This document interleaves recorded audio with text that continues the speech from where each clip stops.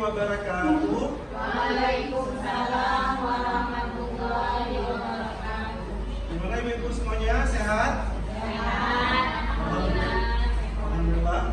Alhamdulillah, bersyukur kehadirat Allah Subhanahu wa taala yang mana kita semua di sini masih diberi kesempatan, kesehatan untuk menghadiri acara presentasi saya untuk keperluan calon guru penggerak angkatan 11.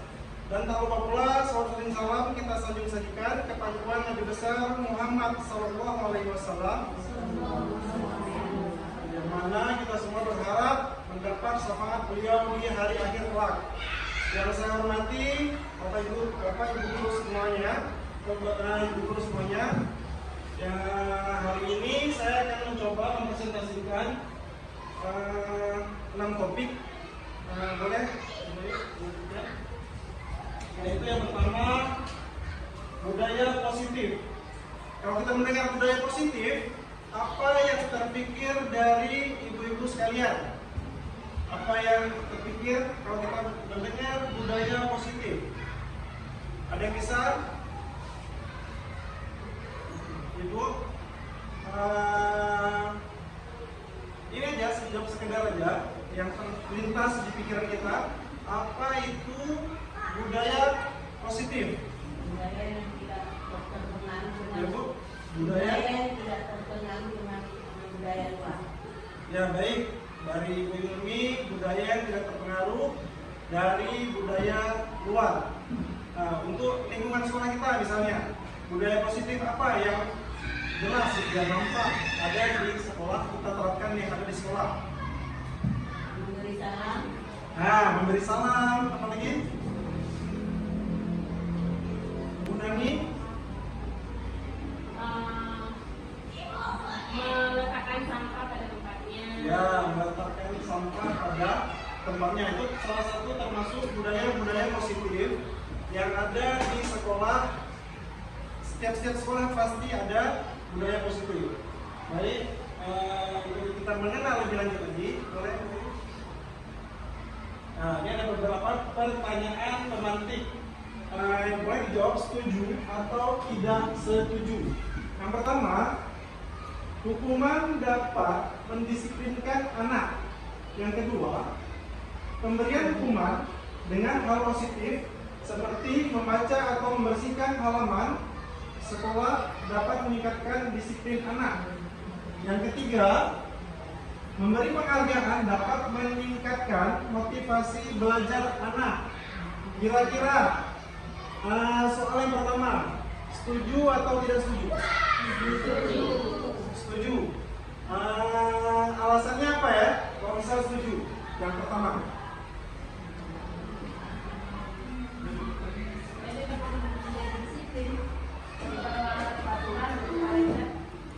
Gimana?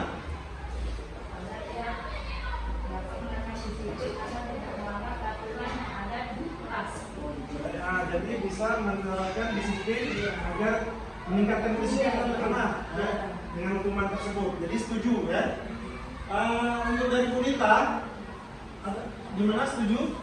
Alasannya Bu? Jadi untuk biar tidak melanggar aturan, jadi butuh ada hukuman.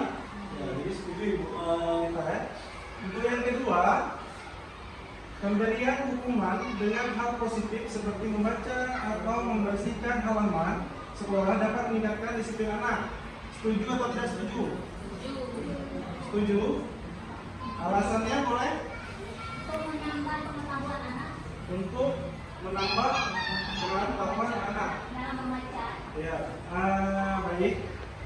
Untuk yang ketiga, memberi penghargaan dapat meningkatkan motivasi belajar anak. Setuju atau tidak setuju? Setuju. Ibu Ayu kira-kira setuju nggak? Hah? Setuju. Alasannya Ibu Ayu? Karena ribut ya untuk anak, jadinya anak ini lebih bersemangat gitu untuk belajar lagi. Karena mereka melakukan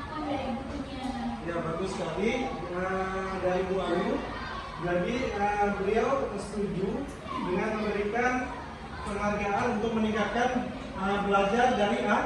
Ya, baik. Dari pertanyaan tersebut, ketiganya semuanya memilih setuju dengan alasan yang positif. Boleh Bu Ayu dilanjutkan? Topik pembahasan hari ini ada 6. Yang pertama, disiplin positif dan nilai-nilai kebajikan universal. Yang kedua, teori motivasi, hukuman dan penghargaan dan restitusi. Yang ketiga, keyakinan kelas. 4, kebutuhan dasar manusia dan dunia berkualitas. Yang kelima, restitusi. 5, posisi kontrol. Yang keenam, restitusi. Segitiga restitusi.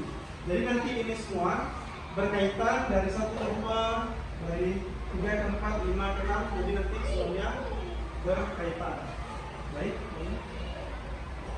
Yang pertama, pembelajaran 1, disiplin positif dan nilai kebajikan universal. Nah, disiplin positif tadi udah seperti yang pertama tadi apa tadi? Budaya positif.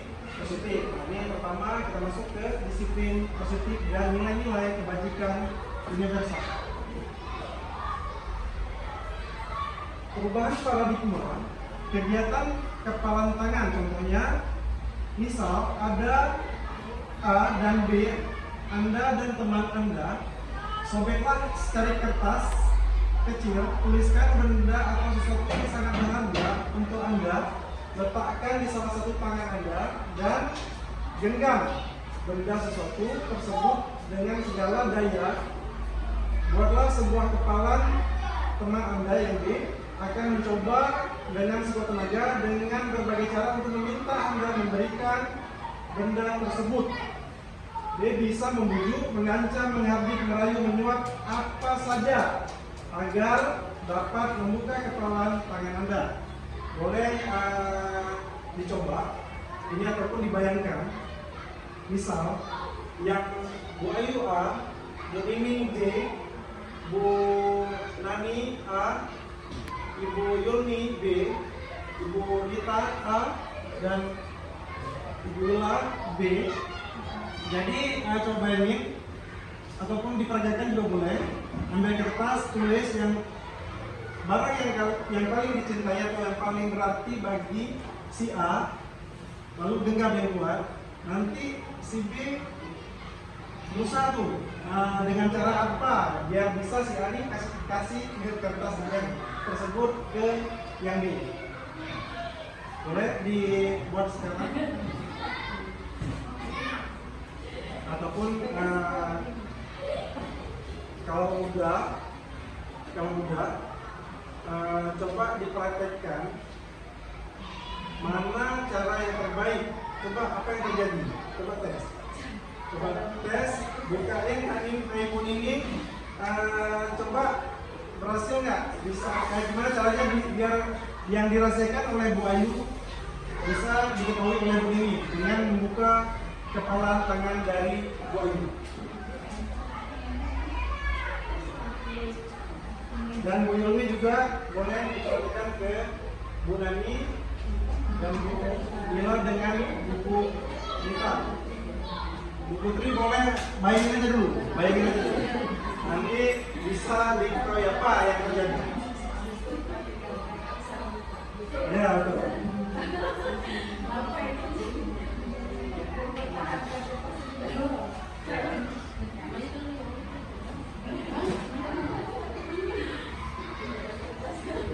Ya.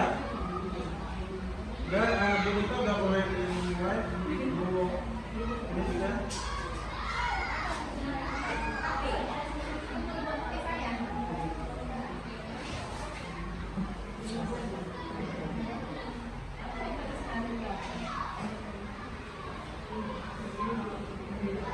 Kita coba yang pertama.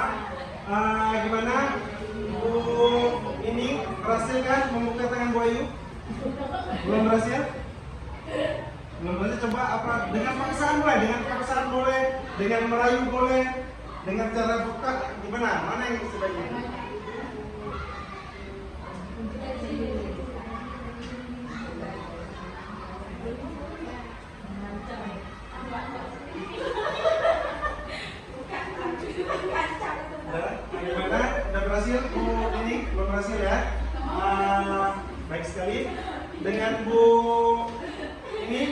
gimana? Udah berhasil?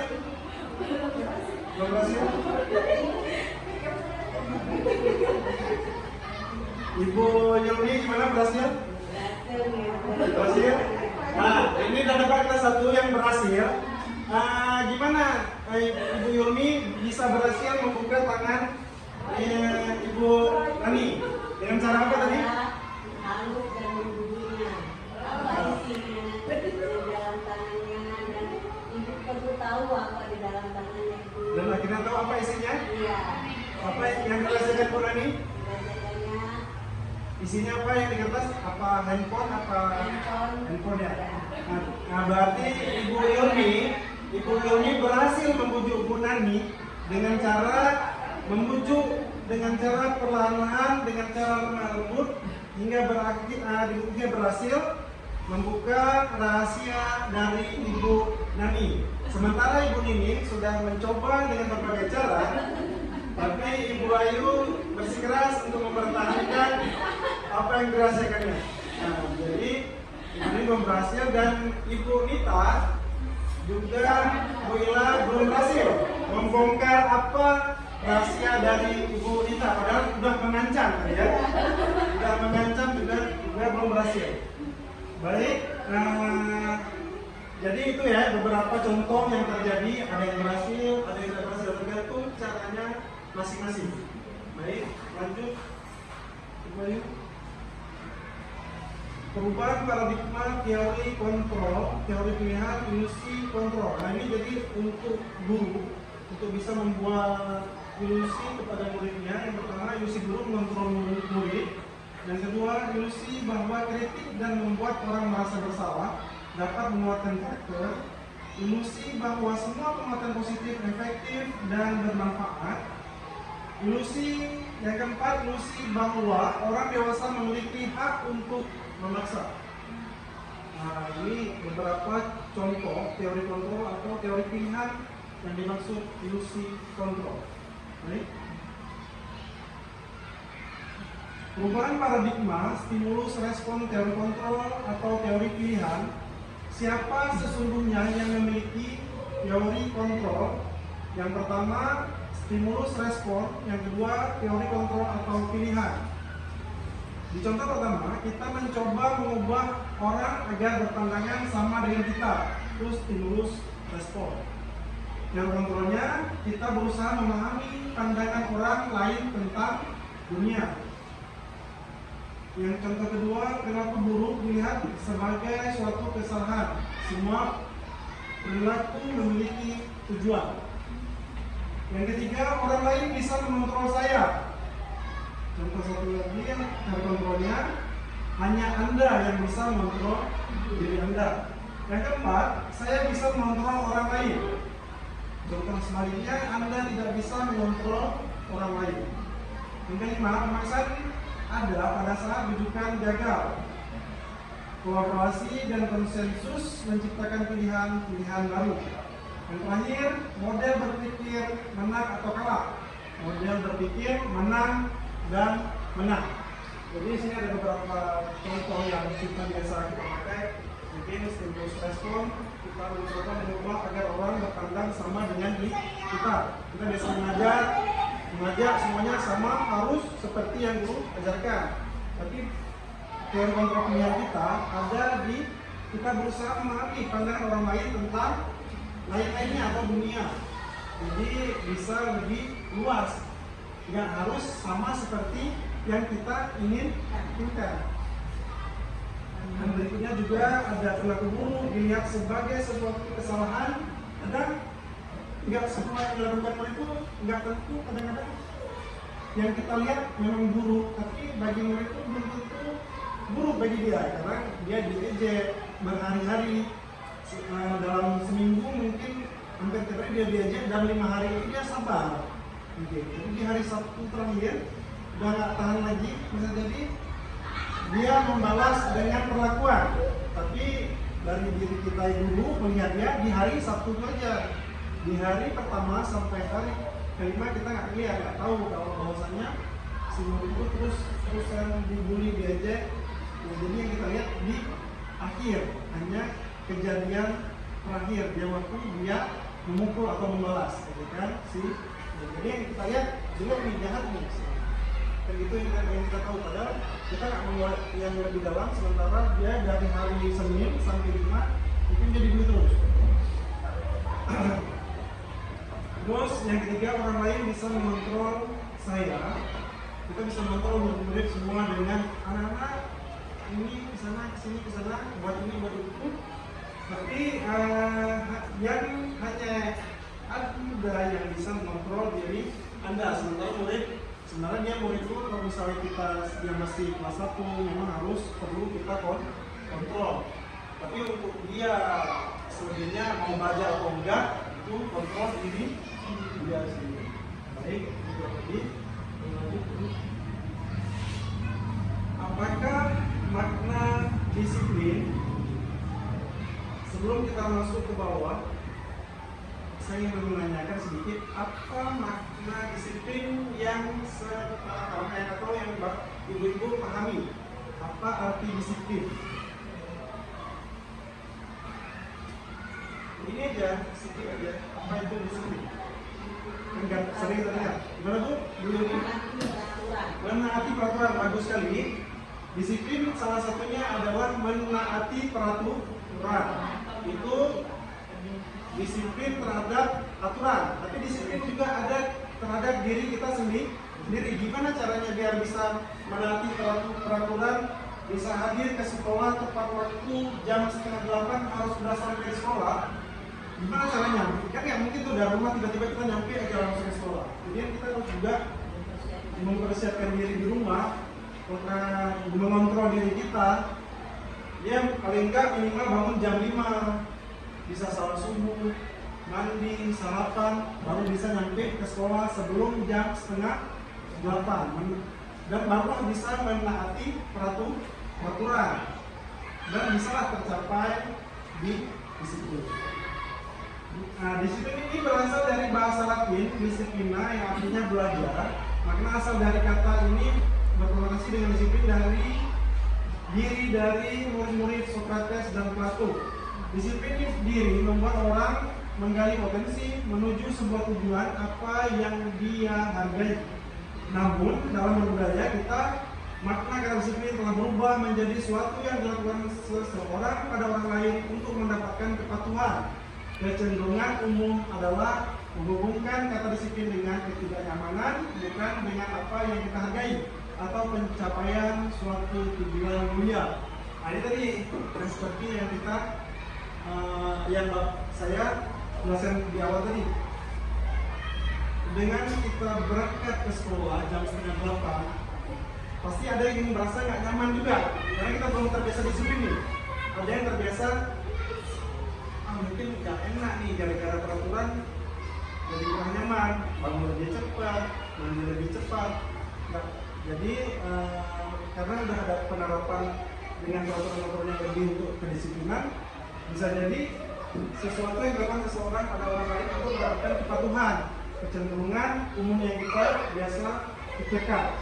Itulah budaya disiplin yang kita rasakan. Jadi bukan cuma untuk diri kita disiplin ini, jadi untuk peraturan yang pertama, tapi yang paling utama adalah untuk diri pribadi kita sendiri. Jadi ketidaknyamanan bukan dengan apa yang kita hargai atau pencapaian suatu tujuan mulia. Jadi tujuan mulianya peraturan sekolah harus hadir tepat waktu 7:30, itu pencapaian atau tujuan yang mulia. Tapi yang lebih mulianya lagi itu disiplin terjadi untuk diri kita sendiri dengan nggak kita sadari. Mungkin yang sebelumnya mungkin agak telat sholatnya, jadi lebih tepat waktu.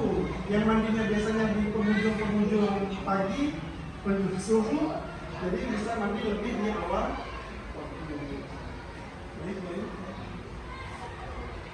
Nilai-nilai kebajikan universal. Nilai kebajikan adalah sifat-sifat positif manusia yang merupakan tujuan mulia yang ingin dicapai setiap individu. Nilai-nilai tersebut bersifat universal dan lintas bahasa, suku bangsa, agama maupun latar belakang. setiap perilaku perbuatan memiliki suatu tujuan dari Dr. William Glasser pada teori kontrol 1984. Dengan mengaitkan nilai-nilai kebaikan yang diyakini seseorang, maka motivasi intrinsik akan terbangun sehingga menggerakkan motivasi dari dalam untuk dapat mencapai tujuan mulia yang diinginkan dari Diane Glasser tahun 1998. Yang ketiga, nilai-nilai kebajikan yang ingin dicapai oleh setiap anak Indonesia kita kenal dengan profil pelajar Pancasila. Yang pertama, beriman, bertakwa kepada Tuhan Yang Maha Esa dan berakhlak mulia, mandiri, bernalar kritis, berkebinekaan global, bergotong royong, dan yang terakhir kreatif. Jadi yang kita pakai sekarang di pembelajaran kurikulum Merdeka Belajar yaitu profil pelajar Pancasila yang ada 6. Yang pertama beriman, mandiri, bernalar kritis, berkebinekaan global, bergotong royong, dan kreatif. Jadi itulah nilai-nilai kebajikan universal yang kita terapkan di kurikulum Merdeka Belajar. Ini mungkin sudah ibu-ibu pahami ya tentang profil pelajar Pancasila. Baik. Pembelajaran 2, teori motivasi, hukuman, dan penghargaan akhir restitusi. Lanjut. Teori motivasi perilaku manusia. Yang pertama, untuk menghindari ketidaknyamanan atau hukuman apa yang akan terjadi apabila saya tidak melakukannya. Ini motivasi eksternal. Yang kedua, untuk mendapatkan imbalan dari orang lain atau pihak terkait apa yang akan saya dapatkan apabila saya melakukannya. Motivasi eksternal. 3. Untuk menghargai diri sendiri, saya akan menjadi orang yang seperti apa bila saya melakukannya. Motivasi internal. Motivasi dari diri kita sendiri. Kalau yang ketiga ini, tujuan disiplin positif yang lahir dari diri kita sendiri. Untuk menghargai diri sendiri, saya akan menjadi orang yang seperti apa bila saya melakukannya. Ini contoh-contoh teori motivasi perilaku manusia. Kalau ini mungkin dari pihak instansi eksternal dari luar untuk untuk membuat kita menjadi lebih disiplin. Yang kedua juga motivasi eksternal yang membuat kita melakukannya untuk menuju lebih disiplin perilaku kita. Yang ketiga dari diri kita sendiri. Baik, lanjut. Menurut Ki Haji Dewantara, apa itu merdeka? Merdeka itu artinya tidak hanya terlepas dari perintah, akan tetapi juga cakap buat memerintah diri sendiri. Kalau dari ibu, apa itu merdeka? Menurut pemahaman ibu, apa itu merdeka? Ibu bilang apa? Bebas lakukan apa aja atau bebas mau ya, artinya pengertian dari Bu Ila merdeka itu bebas. Dari Bu Linda apa? Merdeka yang dari pemahaman Ibu Ila, apa itu merdeka? Kalau dari Ibu Ila tadi, merdeka itu adalah bebas. Berarti dia itu merdeka. Kalau dari Bu Tita apa nih? Merdeka. Kira-kira dari pemahaman merdeka dari Ibu Ila, Ibu Tita.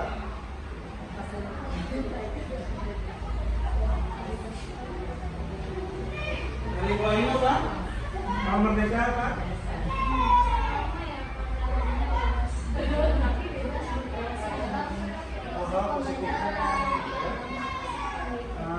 Dari Bu Ayu, merdeka itu adalah bebas untuk belajar yang lebih baik, untuk pembelajaran yang lebih positif. Dari Ibu Ilmi apa itu merdeka? Kira-kira? Merdeka tidak ada pendidikan yang harus dipaksakan yang membuat anak jenuh. Dari Ibu Yumi menarik, tidak ada paksaan. Merdeka itu adalah sesuatu yang tidak dipaksakan, membuat murid jenuh. Dari Ibu Nani, boleh? Kalau menurut saya merdeka itu tidak ditekan, tidak dipaksa untuk kita dapat melakukan sesuatu hal yang membuat kita melakukan sesuatu. Misalnya belajar, tidak boleh dipaksa seseorang itu harus belajar sesuai dengan kemauan si A. Tidak boleh dipaksa. Ya, bagus sekali jawaban dari Ibu Nani. Merdeka itu tidak dipaksakan, tidak dikekang, tidak diforsir ya, tidak dipaksa untuk sesuatu yang berlebihan. Gimana tadi Bu? Kita nggak ada apa merdeka dari wanita? Apa wanita? Bebas dari paksaan. Bebas dari paksaan. Dari Bu ini sama ya. Merdeka itu tidak ada paksaan atau tidak dikekang. Baik. Baik, panjang dulu. Dihukum oleh penghargaan bahwa penghargaan berlaku sama dengan hukuman dalam arti meminta atau memujuk seseorang melakukan sesuatu untuk memenuhi suatu tujuan tertentu dari orang-orang yang meminta atau membujuk dorongannya eksternal, dan akan ada faktor ketergantungan. Beberapa dampak dari pemberian penghargaan dari Alfie tahun 1993. Beliau membuat di sini dihukum oleh penghargaan, pengaruh jangka pendek dan jangka panjang, penghargaan menghukum, penghargaan mengurangi ketepatan, penghargaan tidak efektif, penghargaan merusak hubungan.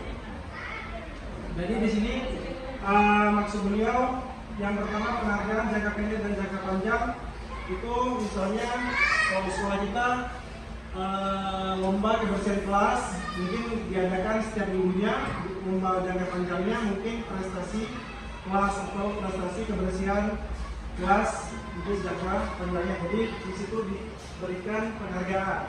Jadi untuk memotivasi kelas lebih nyaman, lebih bagus, dibuatlah penghargaan dari jangka pendek dan sampai jangka panjang. Apakah itu per bulan, apakah itu per semester, atau per tahun. Penghargaan menghukum. Penghargaan menghukum ini maksudnya dibalik si murid yang pintar atau pintar 1, 2, 3 dia diberi penghargaan, tapi bagi yang tidak mendapat penghargaan itu merasa dia tidak dapat penghargaan, rasanya terhukumi. Kenapa dia dapat kita tidak? Jadi buatlah bisa murid lain dengan penghargaan ini bisa seakan-akan murid ini terasa motivasi untuk bisa mendapat meraih prestasi seperti anak yang tingkat 1, 2, 3. Baik. Terus penghargaan merusak hubungan. Ini juga yang terakhir ini penghargaan merusak hubungan ini contohnya mungkin di peringkat 1, 2, 3 biasanya itu terjadi di peringkat 1, 2, 3. Di semester 1 dia dapat mungkin ranking 1, di semester 2 dia ranking turun ke ranking 2 atau 3. Nah, padahal mereka di dua misalnya sebangku, tapi si peringkat 1 yang turun ke peringkat 3 dia merasa kayaknya aku lebih baik daripada si peringkat 3. Ada dia beberapa pelajaran dia juga menanyakan kepada saya gitu, dari bagi perasaan si murid ini merasa lebih baik daripada yang peringkat 1. Karena kan ada penilaian dari guru masing-masing. Ini mungkin dia di kelas selanjutnya bisa jadi dia nggak menunjuk lagi dengan peringkat yang menjadi peringkat 1 tersebut. Jadi salah satunya bisa juga merusak hubungan, tapi sebagai guru kita wajiblah memberi masukan ataupun nasihat-nasihat kepada si murid untuk lebih memahami apa itu bila dia di semester 1 menurun dan di semester 2 naik, dan sebaliknya dari semester 1 pertama yang tinggi dan tiba-tiba di semester 2 dia menurun, kita lebih memberi pemahaman kepada murid agar bisa menerima bahwasanya penurunan pendidikan bukan terjadi gara-gara atau apapun, tapi terlepas dari penilaian dari guru masing-masing. Dihukum oleh penghargaan menurunkan kualitas, penghargaan mematikan kreativitas, penghargaan mengurangi motivasi intrinsik.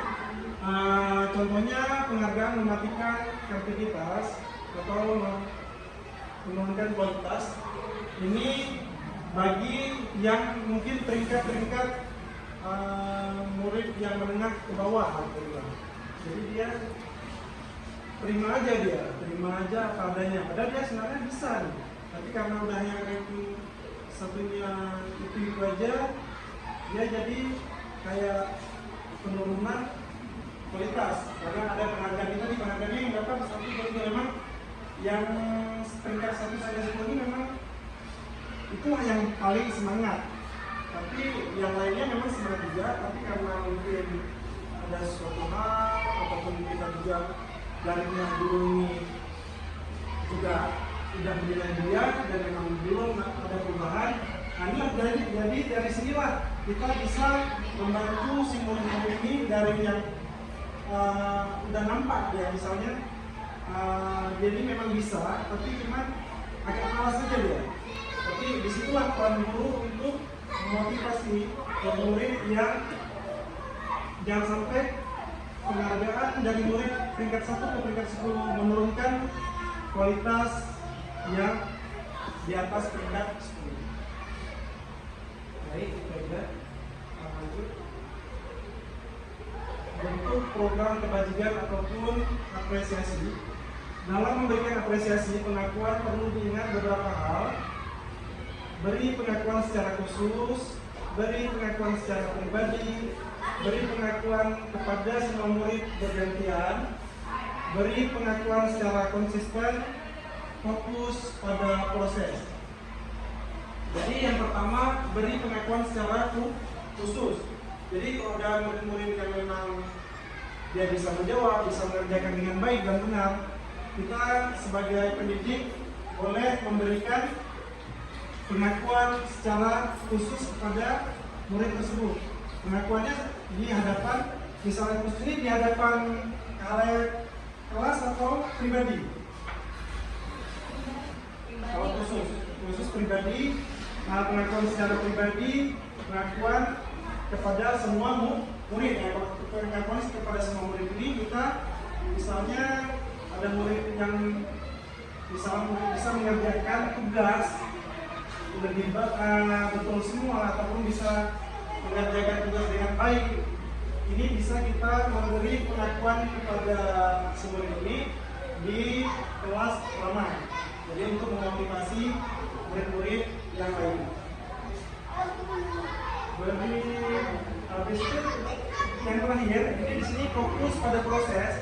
Fokus pada proses ini setelah kita memberikan keseluruhan kepada murid pengakuan-pengakuan tersebut atau bergantian, konsisten, atau pribadi dan khusus, tapi kita tetap fokus pada proses tujuan pembelajaran kita biar semuanya lancar dan tetap kita memberi penghargaan atau pengakuan kepada murid kita.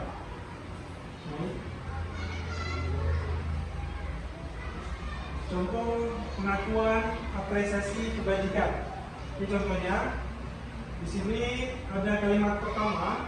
Kemarin saya perhatikan rasa empatimu besar sekali pada saat menolong murid baru di kelas kita.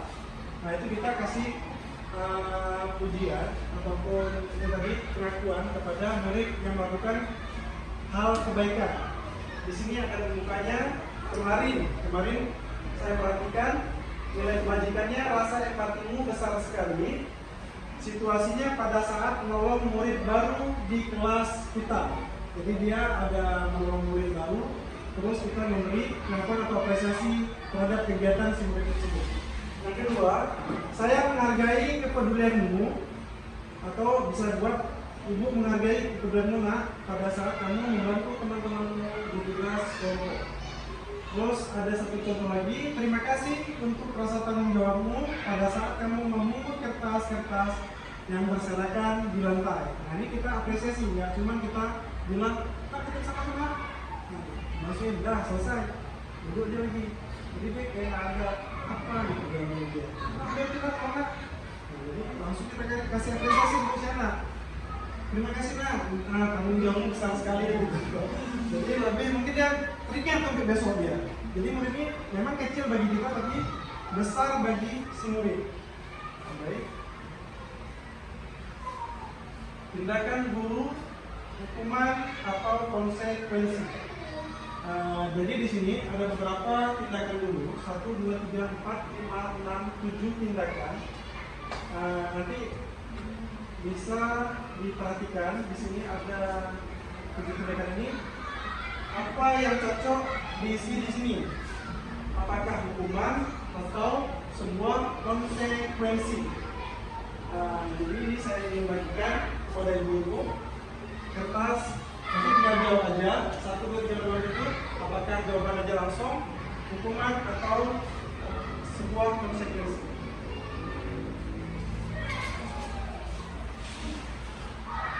Itu kan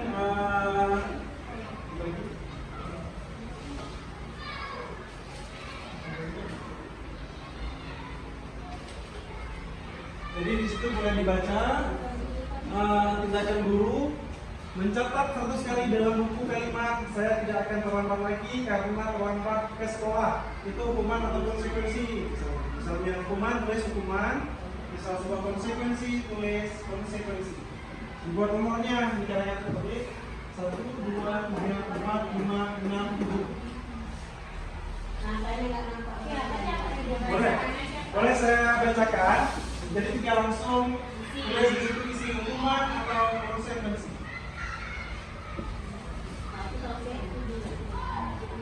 Nomor 1, mencatat 100 kali di dalam buku kalimat saya tidak akan terlambat lagi karena terlambat ke sekolah. Boleh dijawab konsekuensi atau hukuman?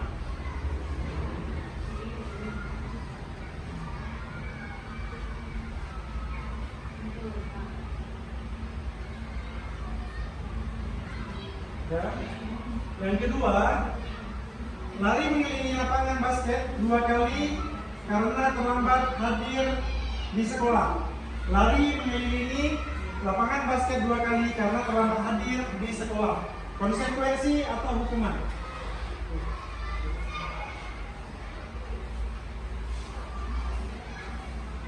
Ini hukuman boleh diisi. Tidak menjawab aja. Hukuman atau konsekuensi ada 7 tindakan guru. Baik, yang ketiga, murid diminta untuk push up 15 kali karena tidak menggunakan masker ke sekolah. Jadi guru menyuruh murid push up 15 kali karena tidak memakai masker ke sekolah. Hukuman atau konsekuensi?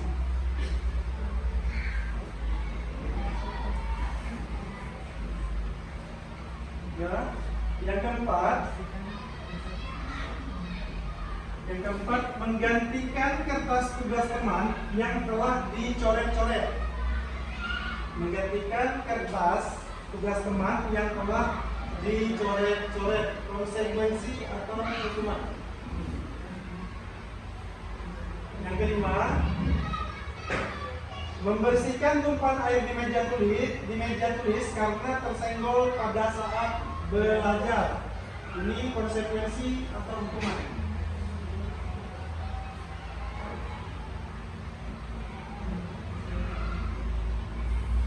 Yang keenam, murid disuruh untuk tidak menggunakan sepatu seharian di sekolah karena tidak mengenakan sepatu hitam. Jadi dia dihukum untuk melepaskan sepatunya karena tidak memakai sepatu berwarna hitam. Konsekuensi atau hukuman? Yang terakhir,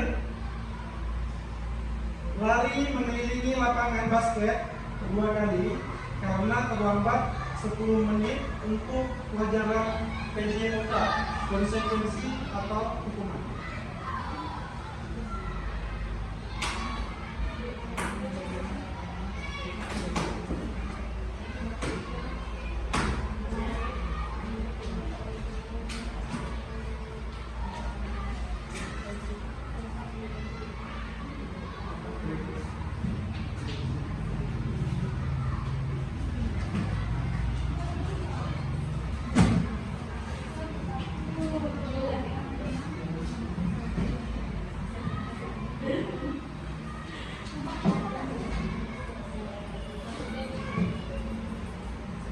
Udah siap?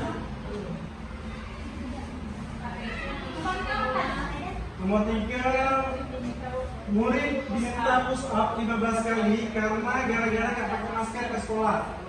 Nah, ini konsekuensi atau? Nomor 6, murid disuruh untuk tidak mengenakan sepatu gara-gara pakai sepatu berwarna hitam. Jadi dia disuruh lepas di muridnya, lepaskan sepatunya karena gara-gara nggak pakai sepatu hitam seharian.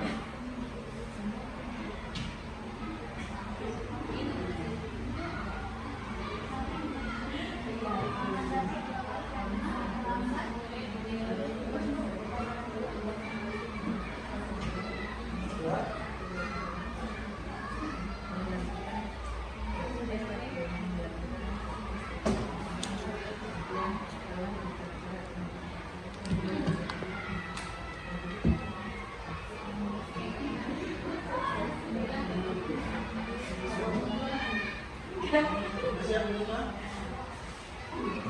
Ini mulai. Bisa? Baik sih terus.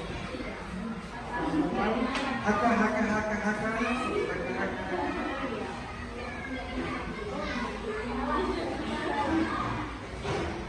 Kasih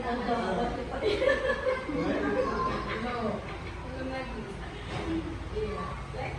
Diingat ya, jawabannya masing-masing.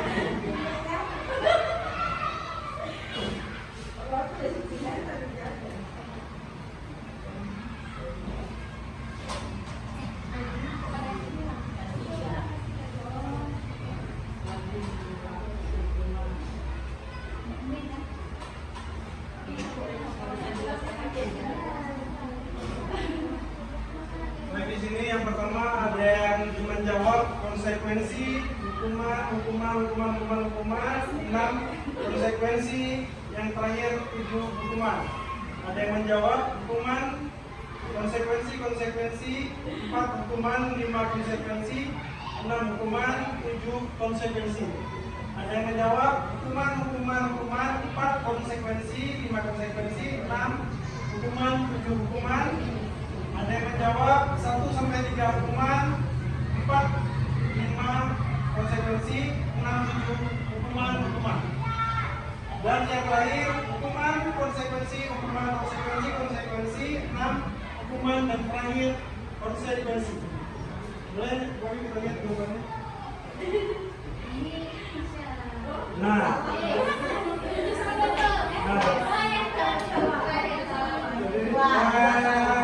ada yang betul semua? Ada? Oh, ada yang betul apa tadi? Nah, dasar betul. Ya. Nah, betul 6. Nah, Ibu Yuli betul berapa?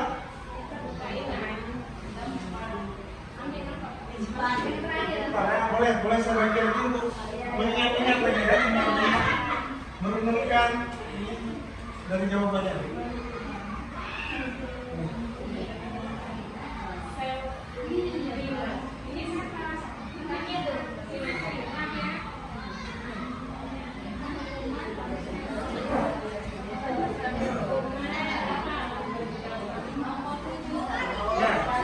Bunita ada yang salah? 1. Oh, luar biasa Bunita. Penalarannya sampai 6 betul, 1 silam.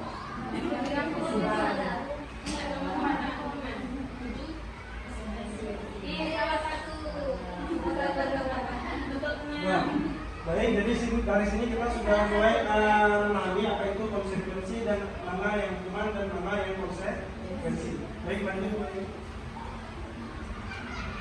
hukuman dan konsekuensi. Maksud-maksud atau arti-arti hukuman, sesuatu yang menyakitkan harus terjadi, konsekuensinya sesuatu yang harus terjadi.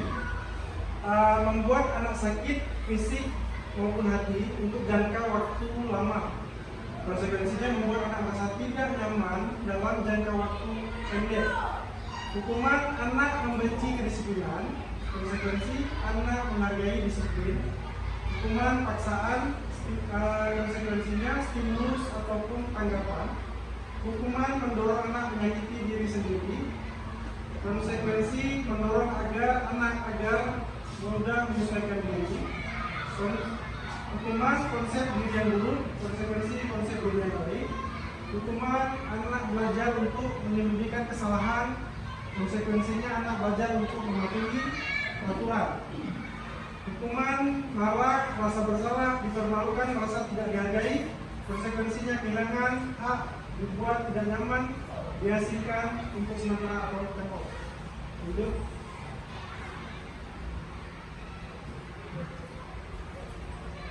Apa itu restitusi?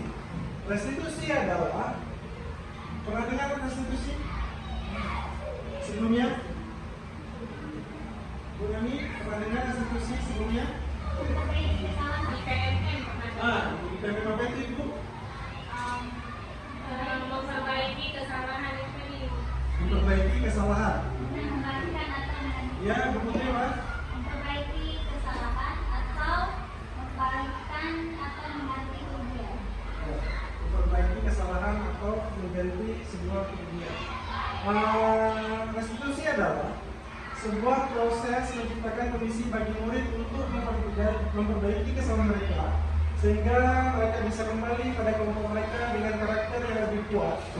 Restitusi juga merupakan proses kolaboratif yang mengajarkan murid untuk mencari solusi untuk masalah mereka dan membantu murid berpikir tentang orang seperti apa yang mereka ingin menjadi di dunia dan bagaimana mereka harus memperlakukan orang lain.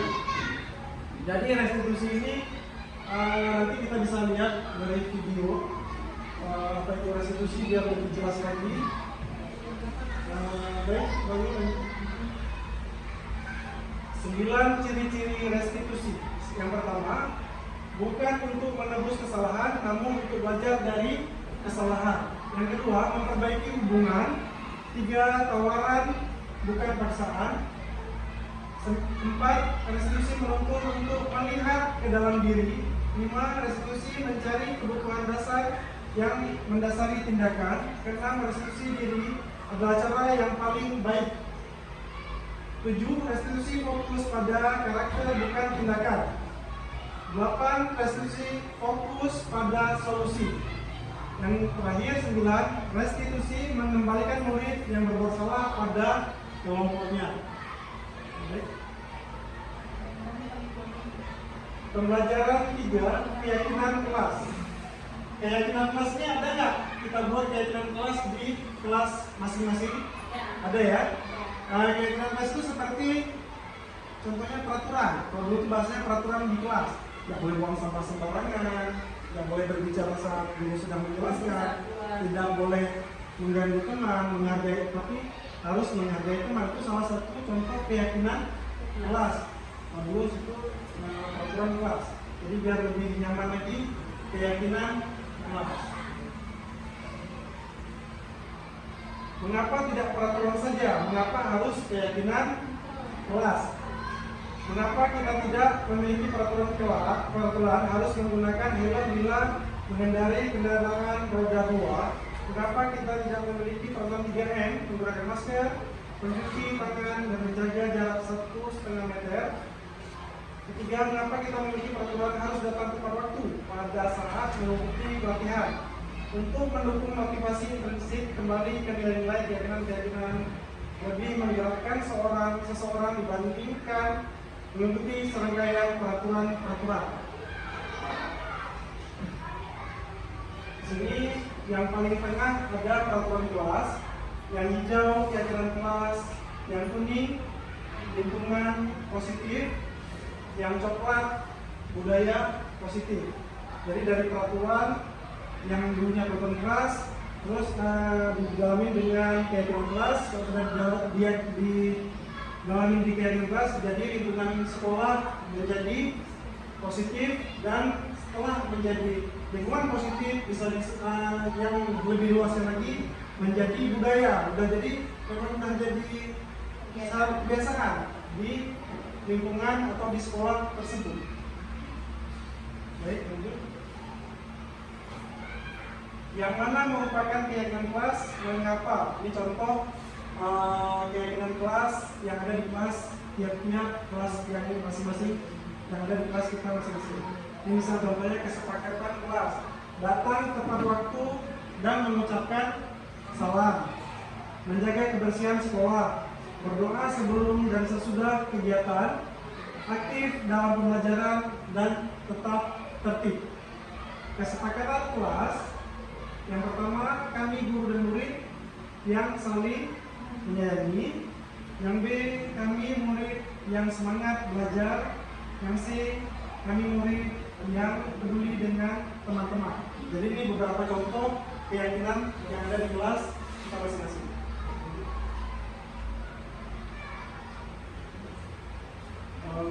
Terus peraturan selalu kembalikan buku ke tempatnya.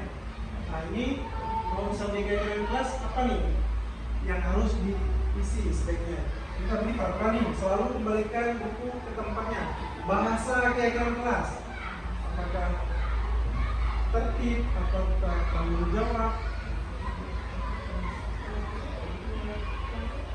Apa contoh misalnya selalu kembalikan buku ke tempatnya? Itu keyakinan kelas misalnya.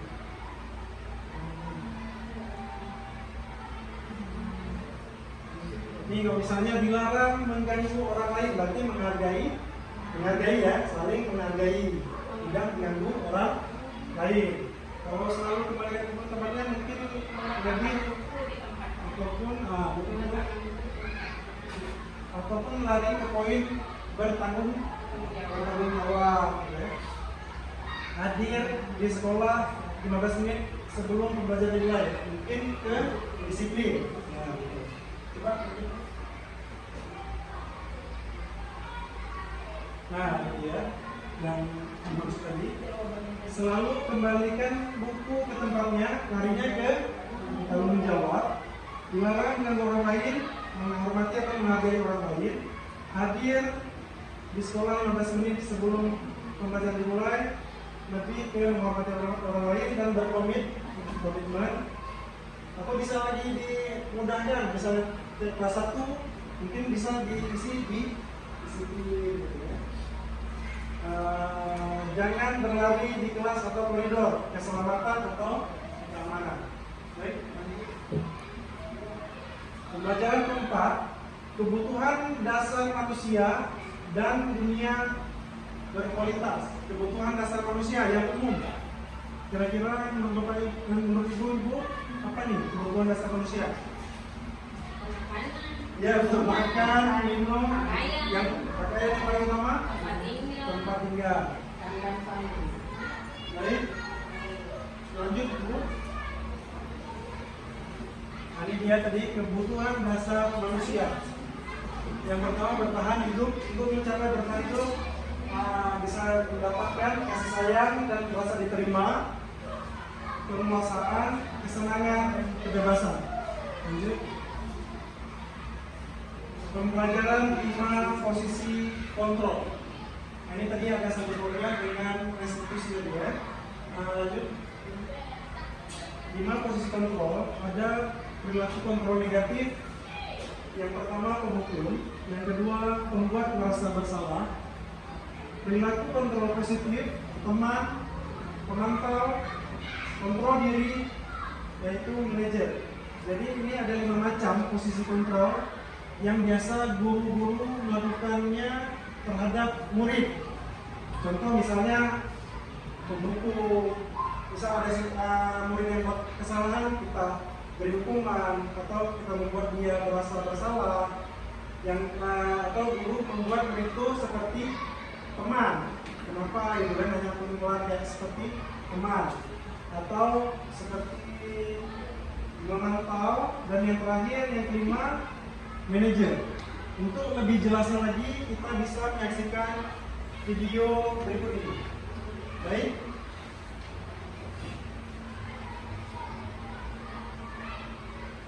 Ini ada cuplikan video tentang 5 posisi kontrol.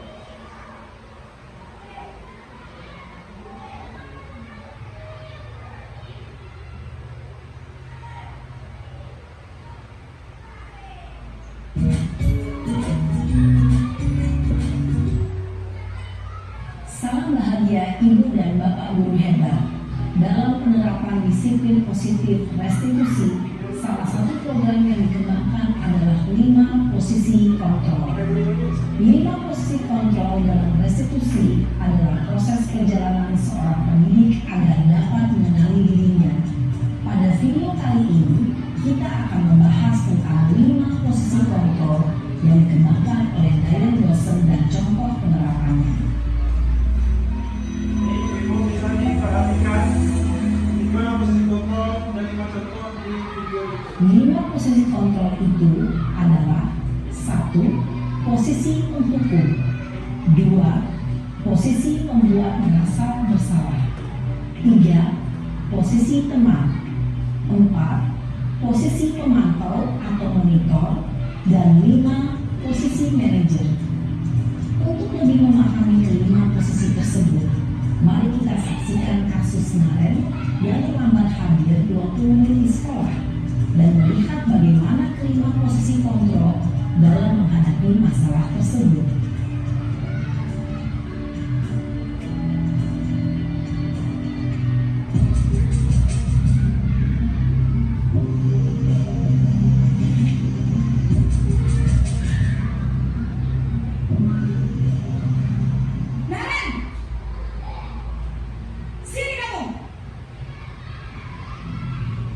Selamat pagi, Bu.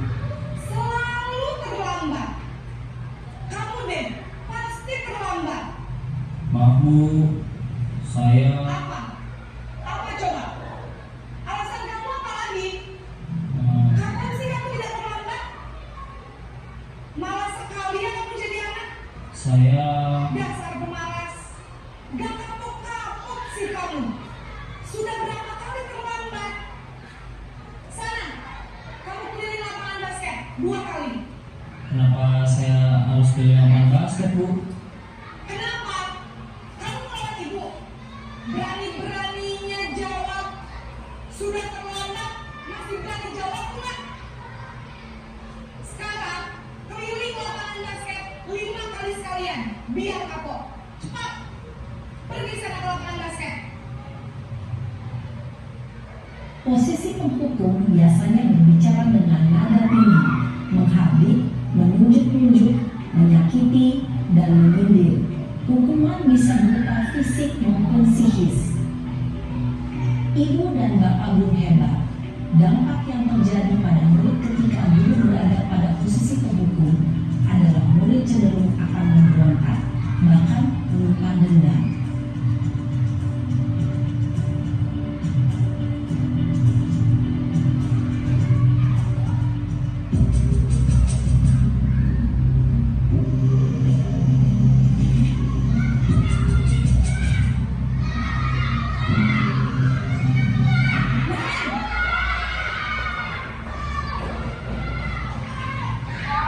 Selamat pagi, Bu. Naren. Kamu kenapa terlambat lagi, nak? Ya Tuhan, Naren. Kamu senang ya bikin ibu susah ya? Kalau kamu terlambat lagi, nanti ibu yang ditegur bapak kepala sekolah, nak. Disangka ibu tidak bisa membina kamu. Duh, gimana ini? Maaf, Bu.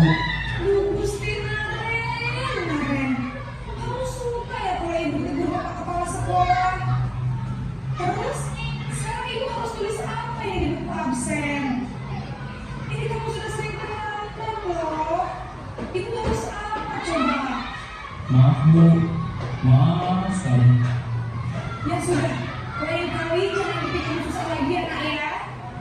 Ibu tidak akan kamu lagi kalau kamu begini terus. Bisa jantungan kalau ibu tegur bapak kepala sekolah. Sana cepat kelas. Maaf ya Bu, maaf sekali. Posisi pembuat rasa bersalah berbicara dengan nada tenang, cenderung lembut, namun kata-kata yang diutarakan membuat murid merasa menjadi anak yang gagal, memandang buruk dirinya sendiri, merasa tidak berharga, dan tidak sanggup membahagiakan orang lain. Ketika guru mengambil posisi pembuat rasa bersalah, murid akan mengingat dirinya yang bersalah dan ia akan menyimpan emosi negatif tersebut di dalam dirinya.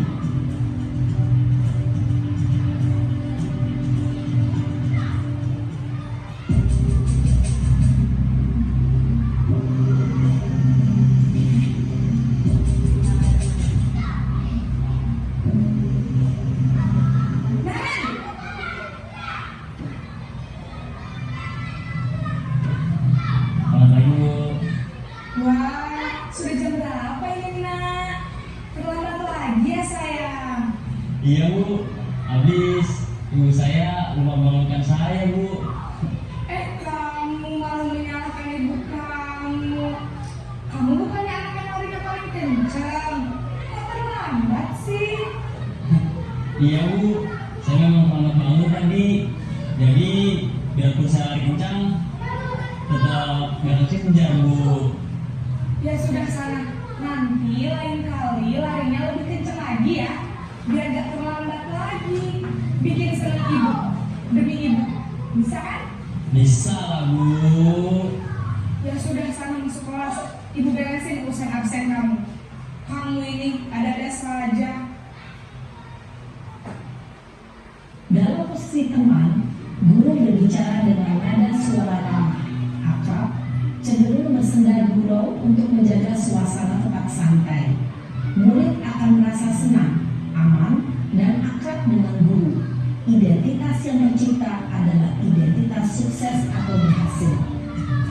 Namun, perlu diingat, karena ini masih dorongan eksternal, maka ada faktor ketergantungan dari murid kepada orang tertentu. Di sini guru absennya, sehingga di lain waktu murid bisa berperilaku baik, namun hanya kepada orang-orang tertentu saja.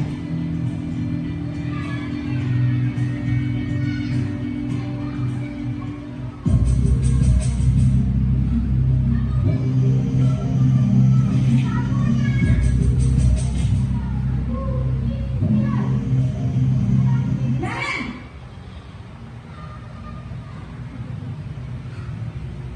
Selamat pagi Bu. Naren, apa peraturan sekolah kita tentang jam berapa kita harus masuk sekolah, nak? Kita harus di sekolah jam 7 Bu. Iya betul, sekarang sudah jam 7.20. Naren sudah tahu konsekuensinya jika terlambat hadir. Paham Bu, saya harus tinggal kelas pas jam istirahat selama 20 menit. Iya benar, konsekuensinya demikian. Jadi nanti jam 9.30 pas istirahat, kamu harus tinggal di kelas, kerjakan tugas tambahan untuk ketertinggalan kamu, ya? Baik Bu.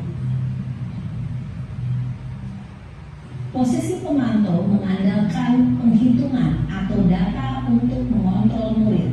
Guru mengarahkan murid berdasarkan peraturan dan konsekuensi. Seorang pemantau menunjukkan bahasa tubuh dan ekspresi wajah yang datar dan cenderung formal.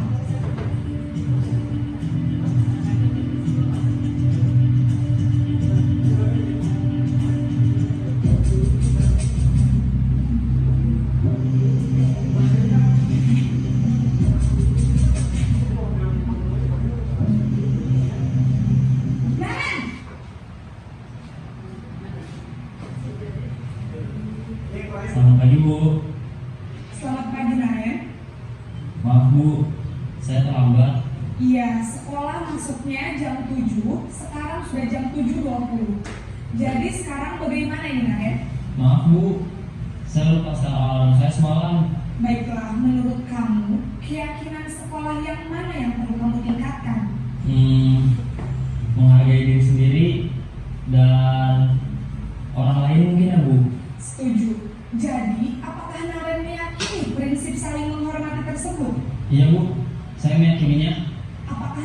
bersedia memperbaiki masalah keterlambatan ini? Bersedia, Bu. Bagaimana kamu akan perbaiki masalah keterlambatan ini? Saya akan coba untuk tidak lupa menyetel alarm saya, Bu. Baik, kalau Naren lupa menyetel alarm di rumah, ada orang yang kira-kira bisa bantu mengingatkan tidak? Ada, Bu. Kakak saya, Kak Emma. Ada lagi selain Kak Emma? Selain Kak Emma, ada ibu saya. Baik, jadi yang mengingatkan Naren adalah Kak Emma dan ibu kamu ya? Kira-kira akan mulai start alarm kapan nih Naren? Setelah pulang sekolah, akan segera saya lakukan. Baik, jadi Naren akan setel alarm untuk bangun besok pagi dan akan diingatkan oleh kakak dan ibunda Naren ya. Ada lagi yang mungkin perlu dilakukan Naren agar tidak terlambat bangun lagi? Tidak ada, Bu. Baik Naren, terima kasih untuk kerjasama kamu. Sekarang kamu perlu kembali ke kelas untuk belajar. Baik, Bu. Terima kasih. Posisi manajer adalah posisi kontrol yang disarankan untuk membimbing murid memiliki sikap disiplin yang positif, yaitu murid yang mandiri, bertanggung jawab, dan dapat memecahkan masalah. Tujuan dari posisi ini adalah agar murid dapat berefleksi atas tindakannya. Guru akan dengan tulus memberikan pertanyaan-pertanyaan bermakna, sehingga membuat murid dapat belajar dari kesalahannya dan mencari sebuah solusi untuk menyelesaikannya. Ibu dan Bapak guru hebat, setelah mengamati adegan kelima posisi kontrol tadi, kira-kira posisi mana yang paling ideal? Posisi mana yang dapat menunjang motivasi intrinsik murid? Ya, tentu posisi manajer. Posisi ini memang posisi ideal yang ingin dituju setiap pendidik. Pada posisi inilah, guru dapat menerapkan disiplin positif yang berpihak pada murid, yang memerdekakan murid. Perjalanan seorang pendidik tentunya tidak mudah untuk sampai pada posisi seorang manajer. Namun, tujuan kita pasti, yaitu menciptakan murid-murid yang mandiri, merdeka, dan bertanggung jawab. Semoga penggambaran 5 posisi kontrol yang telah diperlihatkan ini dapat menjadi ajang refleksi bagi kita semua, agar dapat terus mengasah dan menerapkan disiplin positif yang memerdekakan murid. Mari terus berlatih dan bersemangat. Selamat menerapkan. Salam dan bahagia Ibu dan Bapak guru hebat.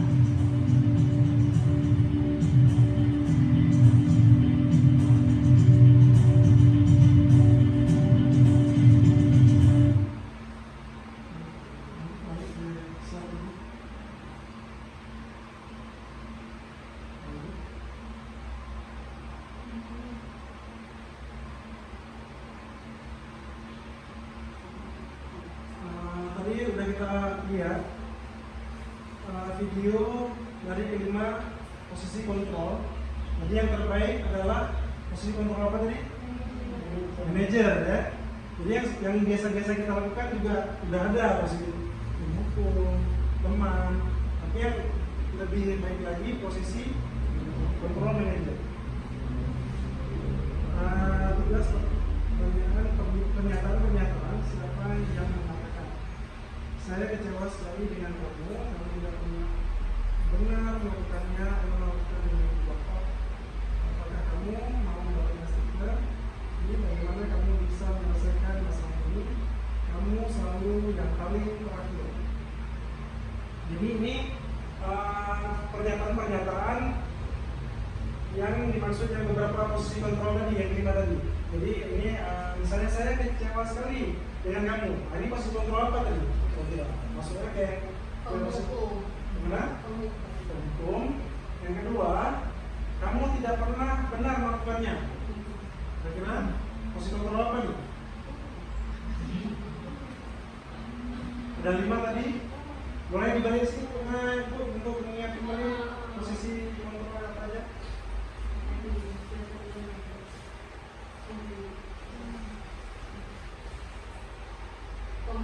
Pembuat merasa bersalah.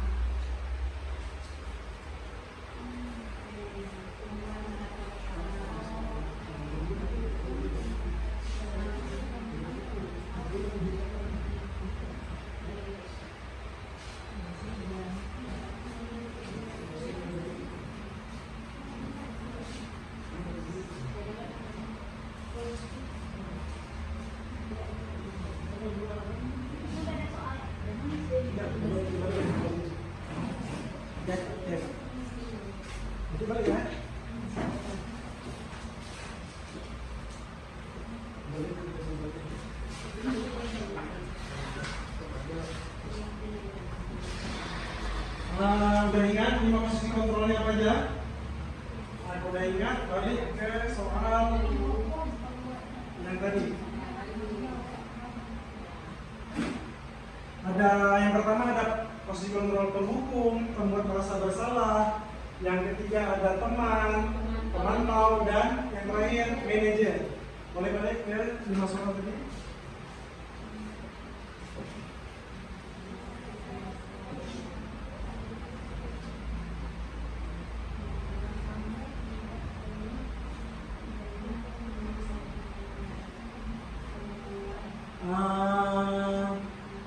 Boleh dijawab aja. Langsung jawabannya aja ya.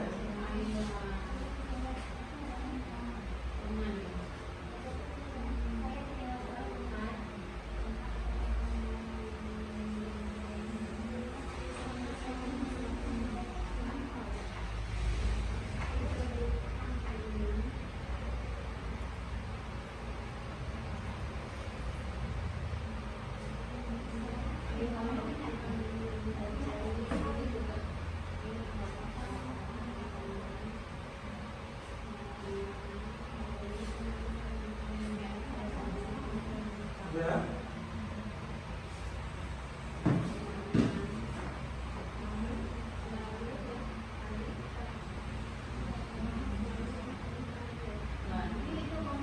Kamu selalu yang paling terakhir. Nih, kamu selalu yang paling terakhir. Kamu ini selalu paling terakhir. Bahasanya itu. Merasa bersalah, teman, pemantau, dan manajer.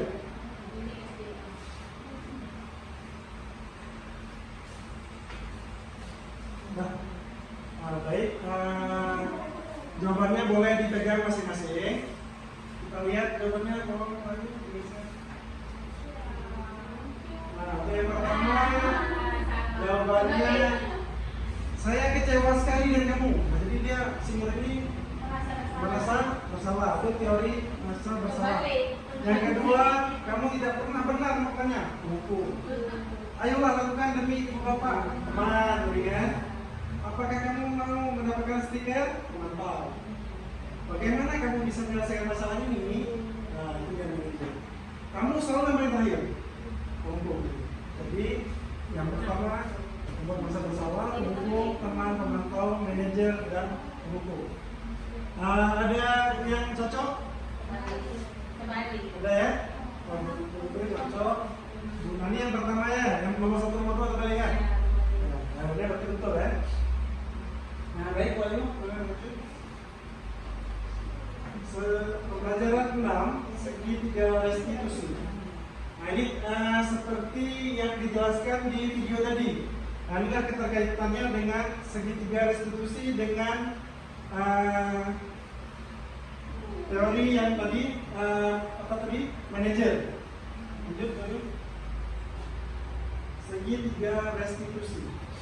Jadi yang pertama bagian menstabilkan identitas, yang kedua validasi kebutuhan, yang ketiga menanyakan keyakinan. Misal yang pertama menstabilkan identitas.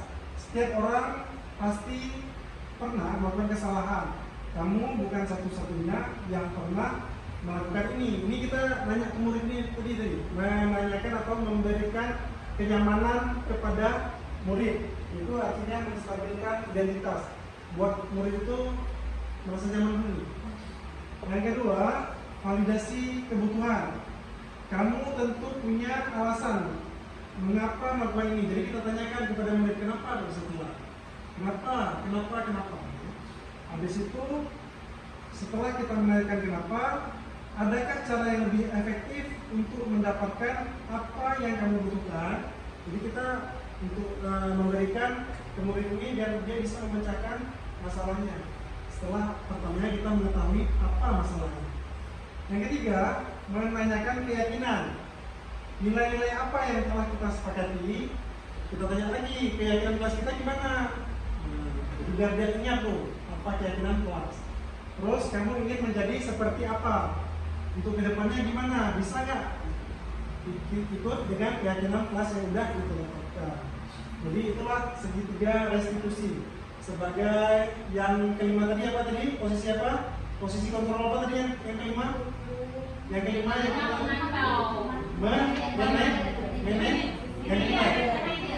yang kelima yang terakhir posisi kontrol manager. Jadi itulah dia segitiga restitusi. Jadi di posisi kontrol manager itu ada segitiga restitusinya. Baik, lanjut. Yang pertama tadi menstabilkan identitas. Guru berkata berbuat salah itu hal yang manusiawi. Tidak ada manusia yang sempurna. Bapak Ibu juga pernah membuat salah. Kita pasti bisa menyelesaikan permasalahan ini. Bapak Ibu tidak tertarik untuk mencari tahu siapa yang benar, siapa yang salah. Bapak Ibu lebih tertarik untuk menyelesaikan masalah. Kalau kamu menyalahkan dirimu sendiri terus-menerus, apakah kamu bersikap baik pada dirimu sendiri? Ini yang pertama tadi, menstabilkan identitas. Yang kedua, validasi kebutuhan. Guru berkata, kamu bisa saja melakukan hal yang lebih buruk, tapi kamu tidak melakukannya, kan? Kamu pasti punya alasan mengapa melakukannya. Apa yang penting bagi kamu? Kamu boleh tetap berusaha menjaga sikap itu, tapi tambahkan sikap yang lain, yang baru. Maukah kamu belajar cara ini untuk mendapat yang kamu butuhkan tanpa harus memukul? Apa kamu bisa melakukan dengan lebih baik besok lagi? Ini validasi kebutuhan. Baik, lanjut. Menanyakan keyakinan. Guru berkata, apabila nilai kita percaya di kelas atau sekolah kita. Yang kedua, nilai-nilai universal apa yang telah kita sepakati. Yang ketiga, kelas yang dia itu seperti apa sih. Yang keempat, kamu ingin menjadi anak seperti apa. Yang kelima, apa yang kamu rasakan ketika kamu melakukan itu, kamu menjadi orang yang seperti apa. Itu menanyakan keyakinan yang ada di kelas dan untuk memastikan diri dia. Terima kasih atas segala, berarti sudah selesai. Terima kasih saya ucapkan, terima kasih atas segala perhatian. Mohon maaf atas segala kekurangan. Untuk kesimpulan yang sebelumnya saya ingin menyimpulkan sedikit dari hasil kita bersama tadi, belajar bersama tadi.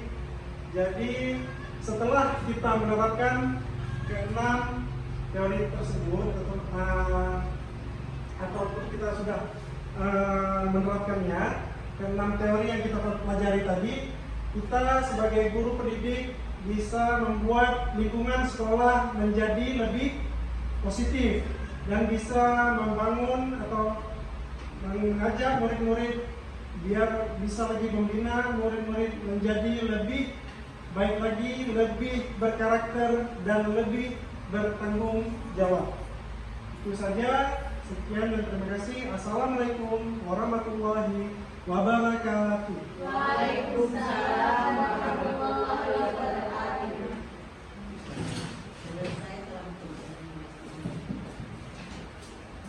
Harus